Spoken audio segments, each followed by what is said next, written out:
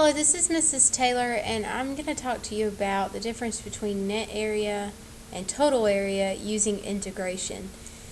So the definite integral, when evaluated, provides the net area between the graph of a function and the x-axis. And so to kind of understand the difference between net area and total area, we can think of the difference between net income versus total income.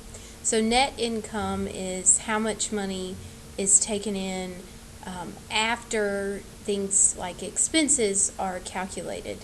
So total income would be the exact amount a company takes in. Net income would be the amount of money left over after the expenses are taken out.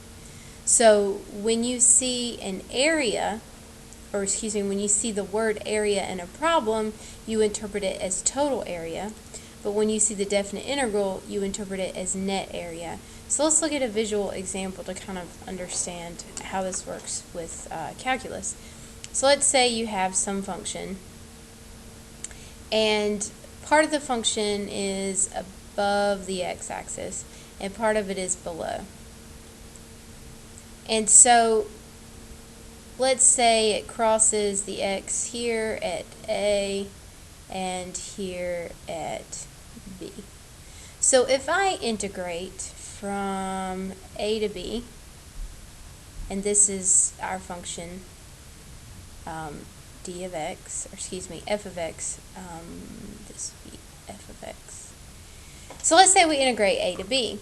What this would give me would be the net area, because what would happen is, evaluating numerically, this region here would all be positive when I evaluate, and then this region here would all be negative. So this would kind of be like your positive, your money taken in.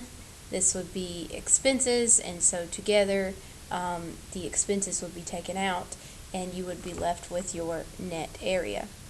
Now, if I want to find total area, what I would do is I'd say, okay, well, from A to C, if I integrate, all that would be positive, and that would give me an area. And then I would integrate from C to B, and that would be negative. So once I get that value, I'm going to take the absolute value. And then together, so let's call this area 1, area 2. And so I would take the first area, which was all positive, add it to the absolute value of the second area, which was negative, but once I take the absolute value, it's positive, and together that would give me the total. Oh, I just misspelled total. My goodness. T-O-T-A-L. Very good. Alright, so that's the difference between net area versus total area. Net area is what you get if you add your areas as if you had positive and negative just on the entire interval. And then total area would be the result of breaking this up into sub-intervals and taking the absolute value of the areas that are below the x-axis. Let's look at an example. So the directions say, find the area of the region between the curve given below, between the curve given below and the x-axis on the given domain. And so my equation is y equals 4 minus x squared, and the given domain is 0 to 3, including 0 and 3. And so this is an equation that I can graph pretty easily. And so I could easily see what region was above and below the x-axis. But let's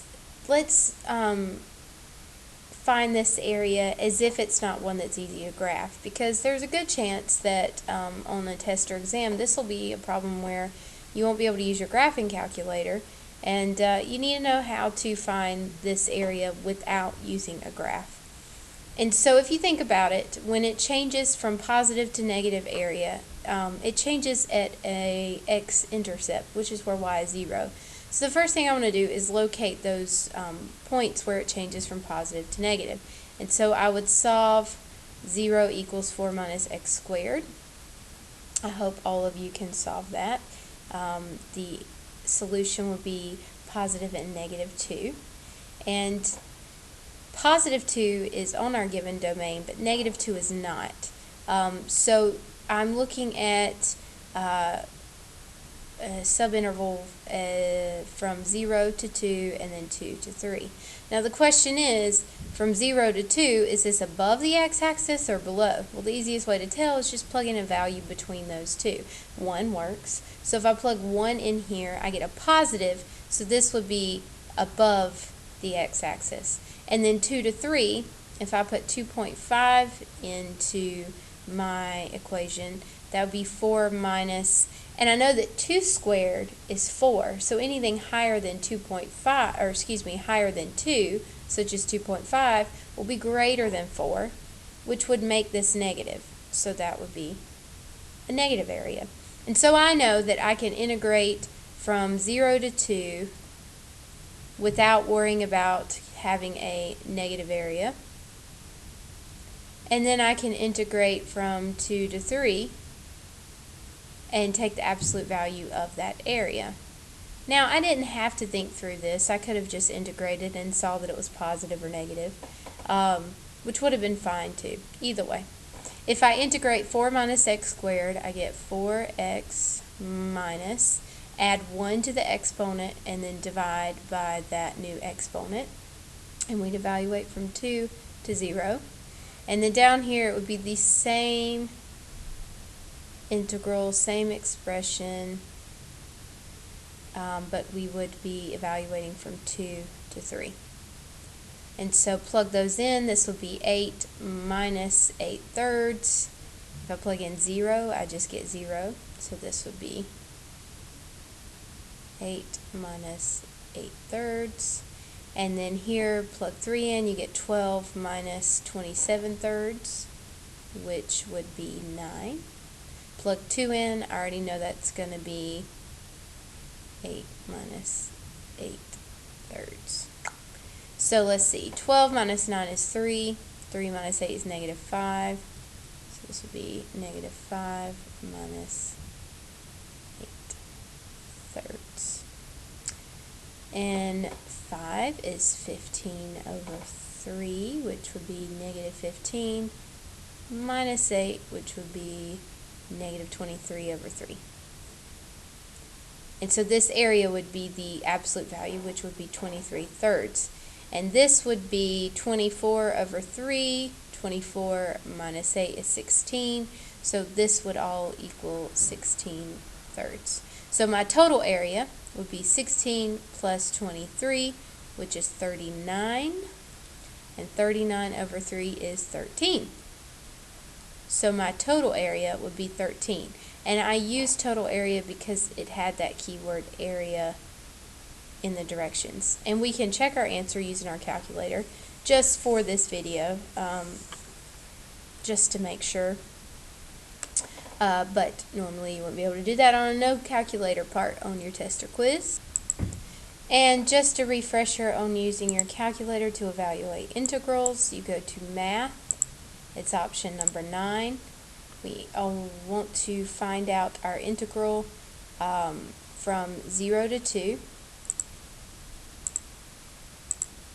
4 minus x squared, so 4 minus x squared, and that would be with respect to x. 5.3 repeating, which is in fraction form, 16 thirds. We got that part right. And then Math 9, integrate from 2 to 3. Same expression, 4 minus x squared with respect to x. Hit Math, enter, enter. So we get, oh, I must have made an error, so that's 16 thirds plus 7 thirds. I think I made a mistake. Math, enter, enter. 23 thirds. Where did we go wrong? So we know that the top one is right. If I look at the bottom one, 3 would be 12 minus 27 thirds, which is 9, And then we know that the 2 plugged in is 8 minus 8/3 minus, oh, I see what I did. I didn't distribute that negative to that 8/3. Should have been plus 8/3, which would have given us, instead of negative 23/3, that would have been 15/3, negative 15/3 plus 8/3, which would be negative 7/3. All makes sense now. So 7 plus 16 would have been 23. So, oops. It would be, instead of 13, 23/3. Ha. Got it now. Now, one thing I want to show you before I end the video is I could actually complete this entire integral in my calculator without breaking it up into subintervals. So really quickly, I want to walk you through how to do that. Alright, so the idea is that we want to communicate to the calculator that we want all of our areas to be positive. And so the way to do that is to use absolute value. And so I can enter my integral on the entire interval. So I would go to math, option 9, my entire interval will be 0 to 3. But before I enter my integrand, my function, I want to place it inside of absolute value bars to communicate to the calculator that I want it to use the positive areas. And so I go to math, over to the right in the number menu, option number 1 is absolute value, and then I enter my expression, 4 minus x squared. And then with respect to x, hit enter, takes it a minute to think, and you get 7.666672621. So it's not 7.6 repeating, which would be 23/3, but it's pretty close. It's close enough to get rounded decimal equivalent. And again, this just points out one more case where the calculator is estimating. So it's not an exact answer, but it's close enough, if this were a calculator question, to get the right answer. And so that is how you would find total area using an integral, solving it algebraically, or using your calculator.